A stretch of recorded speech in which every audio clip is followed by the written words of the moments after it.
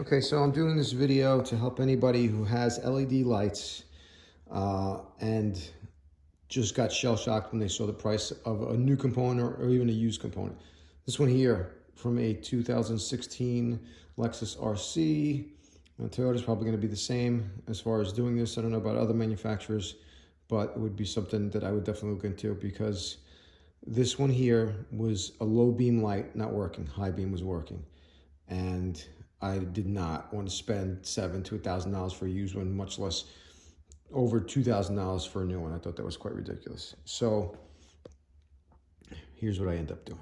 Okay, I ended up fixing this for $20, and I'll show you how in a minute. So the hardest part is getting the lens off. So first thing you need to do is there are 5 screws holding, I guess, partially holding the lens on, right? So, you know, and they're around, they look like, you know, this, when you see like a little pin going into here, you know, there's a screw there, you'll see the screw heads anyway.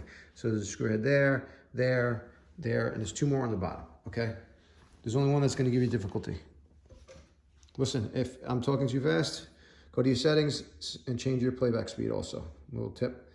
So this is a tamper-proof Torx. Got a little divot in the middle, preventing you from putting a T20 Torx into here. I didn't have one either. I thought I did, but I didn't. So I just use a vice grip, grab the head of it. It's going into plastic, it's not that tight, and just spun it. It'll spin off. Pair of pliers, vice grip, grab the head. It's a pretty fat head, and you get that one off. First barrier through. The second one, this is the hardest part of the whole thing, is separating this. Now, this has already been separated because I was fighting with it for a little bit. I couldn't do it on video. So you'll just take whatever you have, preferably plastic, so you don't, you know, crack anything or whatever. Pry tools, you know, to just get in there and pry. And then as you're prying, you're gonna see this gooey stuff that's there, right? Just take a razor and start cutting it. Okay, it doesn't even cut that easy. It's just, it kind of like moves with the blade. You just get a really nice sharp blade so you can cut it. If it doesn't want to cut, you know, at certain points I was just grabbing it and pulling it away, and it was coming off. So let me remove the lens here, and I'll show you a little bit more. When you remove the lens, there is a connector right there in the corner, okay? It's inside. Let me just put this on the floor for a second. Okay, you'll see there's a connector right here. You just disconnect that one there, and then the lens is separated from the body. This is the material I'm talking about. It's like a real spongy, sticky, silicone-like substance. And I think you can possibly even reuse it. That's what I plan on doing. And then adding a bead of black silicone around the perimeter just to prevent any water intrusion. But like literally, if I stick my finger on here, look how it's sticking to my finger, you know, so it's a very sticky substance. I think it can be reused. After that, you're in the clear. Let me tell you one little tip in case you watch another video from somebody else. There's a servo motor in the back to that just moves the lighting from left to right. You don't have to remove that, basically. Whatever it is, don't even touch that. Once you get the lens off, you're here. And it's a matter of a couple of bolts just to get access to maybe different things. You might not even have to remove anything, honestly. So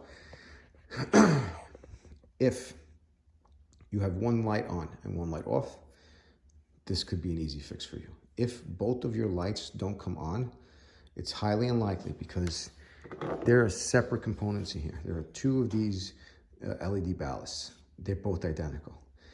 The likelihood of 2 LED bulbs and 2 ballasts going at the same time are very unlikely.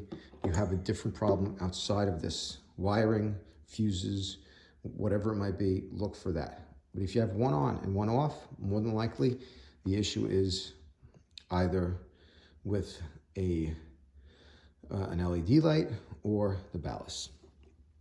And you can play around with the you know, just to see if you got a good component that's working to light this one up. Just switch things around at that point, because you have 2 separate things, and then you can verify, is it a ballast, is it an LED? So, and there, this one's basically, this one's removed already because this is the one that's faulty. It's tucked all the way down in that hole right there. I'll remove this one here maybe so you can see a little bit better. Okay, it's only got 3 screws that are holding that in too. That's for the blinker. It says 1, 2, and 3 up there. And then a little circuit board for the, there's a little marker light on the corner of the light over here. So this one here is tucked into that little hole right there with 2 screws, same as this one here. Look up this part number if after you switch them, because they're exactly the same. Switch them, and if you get the reverse of the lights working, then you know this is the issue. Look it up online. I found one for $20. You might not want to do this job again and look for an original part. I figured I'd take a chance. I have one good original one. I'm going to use that for my low beam because that's the one that's being used more often. My high beams I rarely use, so I'll put the aftermarket one there. And I have a fix for $20. So anything can be found online.